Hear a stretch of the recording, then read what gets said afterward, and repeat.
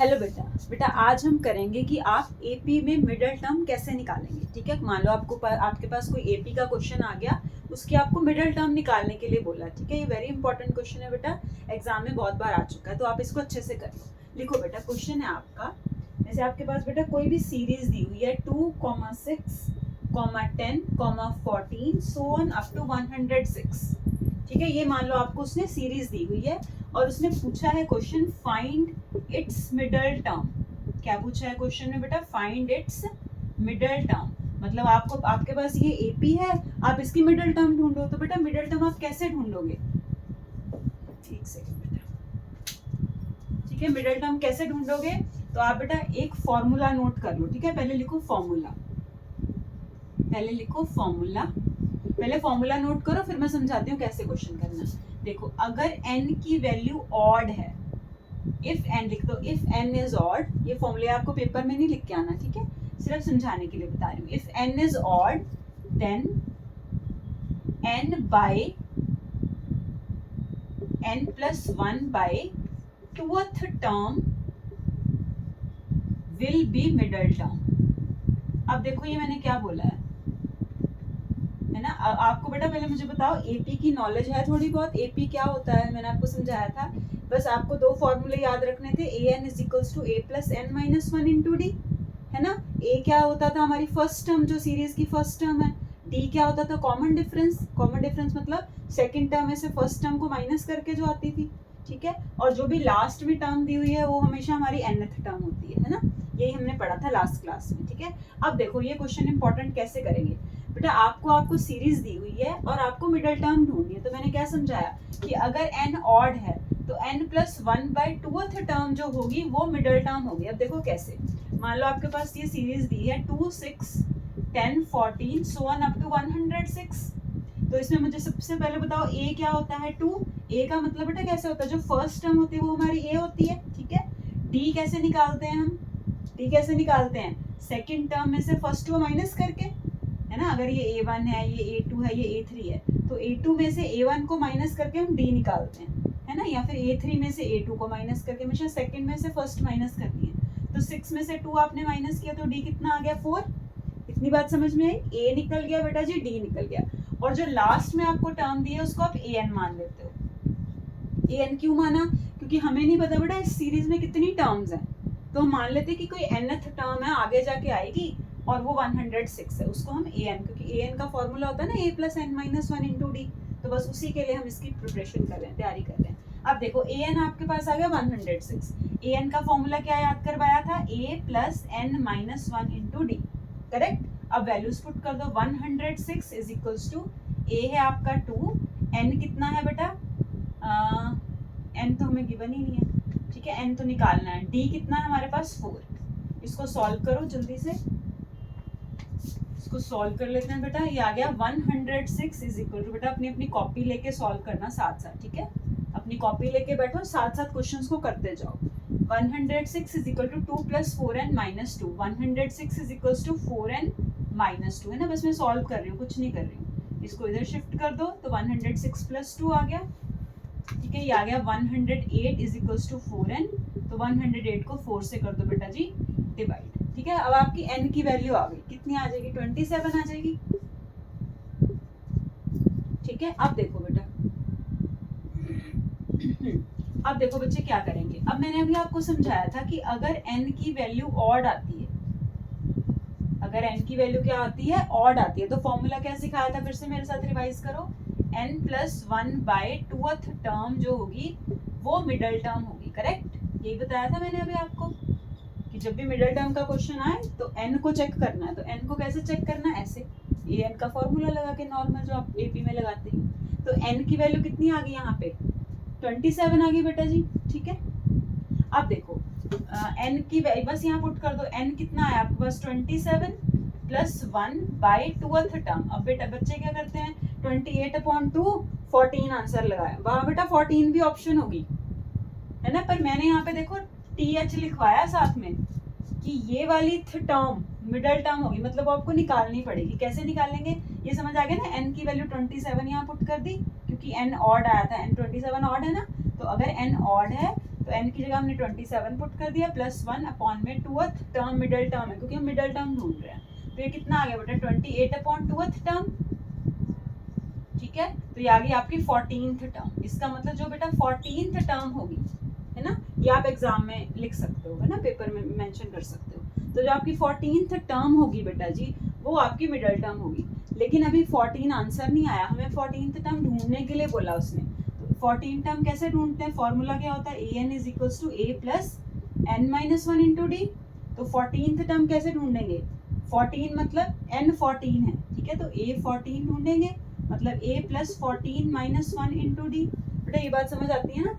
14th term कैसे ढूंढते हैं, अगर मैं आपको बोलूँ an का फॉर्मूला होता है, दोबारा देख लो, an का फॉर्मूला होता है a plus n minus 1 into d.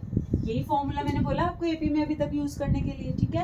तो मैं अगर मुझे यहाँ पे थर्ड टर्म चाहिए तो मतलब मैं n की जगह 3 पुट करूंगी, मतलब a3 is equal to a plus 3 minus 1 into d. यही समझाया था मैंने। तो a3 क्या आ गया, a प्लस 2d। अगर मुझे a10 निकालना है तो कैसे निकलेगा, a प्लस 9d।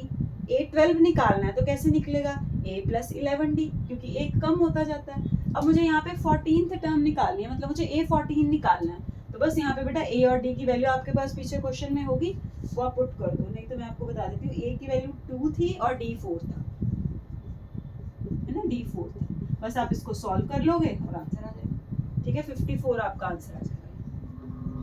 ठीक है बेटा, समझ में आ गई मेरी बात इतनी। क्या किया हमने, मिडल टर्म ढूंढने के लिए क्या करते हैं, n निकालते हैं। कौन से फॉर्मूले से, an is equal to a plus n minus 1 into d से।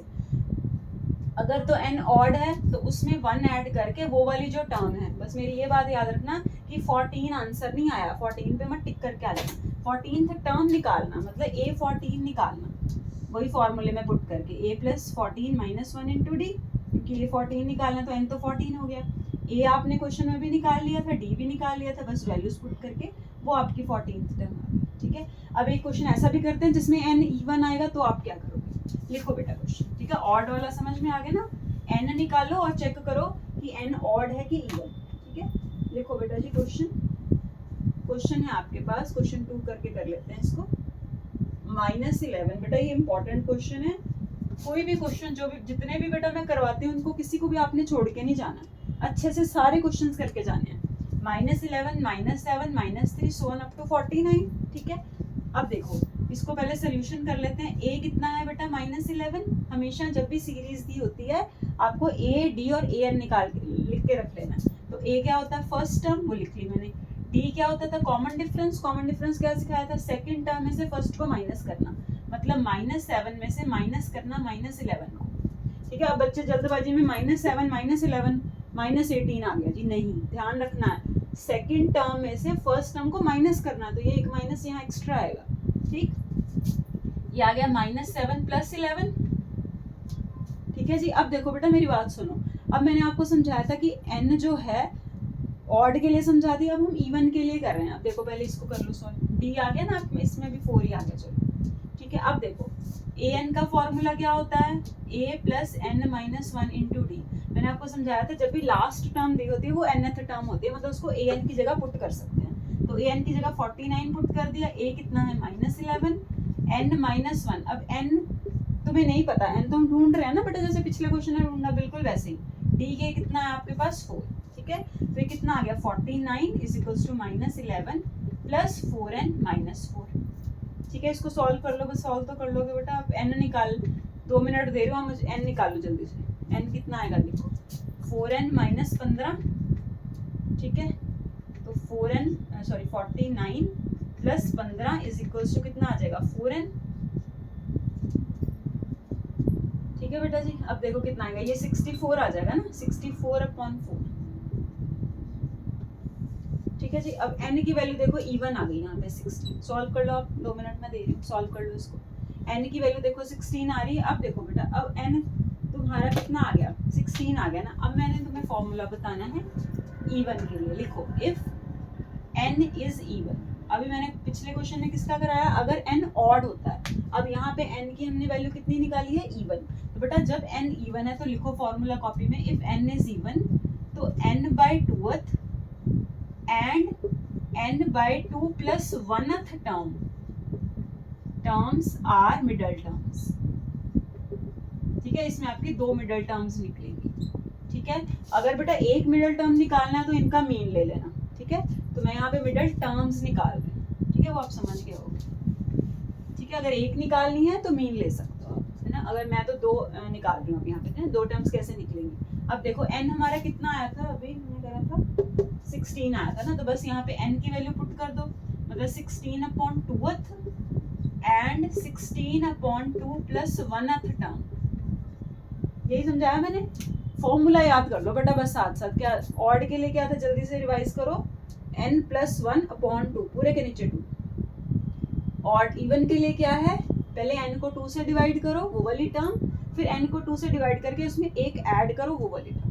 फिर से याद रिवाइज करें, ऑड के लिए क्या किया, n+1/2th टर्म, इवन के लिए क्या किया, n/2th and n/2 plus 1th term. 2 middle terms निकलेंगी, एक चाहिए तो मैंने आपको बता दिया क्या करना है। ठीक है, अब देखो यहाँ पे ये आ गया 8th टर्म एंड यहाँ पे कितना आ गया 9th टर्म। ये टर्म्स जो है वो हमारी मिडल टर्म्स आएंगी 2। ठीक है, 2 का मीन ले लोगे तो आपको 1 मिल जाएगी। ठीक है, अब 8th टर्म के लिए आप क्या करोगे बेटा जी, सीरीज में अब A8 पुट करोगे। ठीक है, 8 और 9 आंसर नहीं टिक करके आना, A8 निकाल के आओ, A9 निकाल के आओ। कैसे, A plus n-1 into D के फॉर्मूले से डायरेक्ट लिख दूं A प्लस 7d, क्योंकि n 8 होगा ना बेटा यहाँ पे, A प्लस 7-1 इंटू डी, तो A प्लस सॉरी 8 था यहाँ पे, n 8 था ना, 8 A प्लस 7d, A9 कितना, तो A और D तुमने अभी पिछले क्वेश्चन में निकाला ही है, बस यहाँ पुट कर देना आंसर आ जाएगा। ऐसे A9 कैसे निकालोगे, A प्लस 8d। बेटा ये समझ आ रहा है ना मैं क्या बोल रही हूँ। देखो an होता है A plus n-1 into D, अगर मुझे A8 निकालना है तो A प्लस 8-1 इंटू डी, मतलब A प्लस 7d। A की वैल्यू तुम निकाल के आए हो, D की वैल्यू निकाल के आए वो पुट कर देना। ऐसे ही दूसरी 9th टर्म आई है, क्योंकि ये 16/2 8 प्लस 1 9, तो 9th टर्म भी निकाल देना। A प्लस 8d हो जाएगा, यहाँ पे कम हो जाता है ना, 8 है तो 7 हो जाता है, 9 है तो 8 हो जाएगा। तो A की वैल्यू पुट करो, D की वैल्यू पुट करो और आंसर आ जाएगा। ठीक है बेटा जी, चलो अभी इतने करते हैं।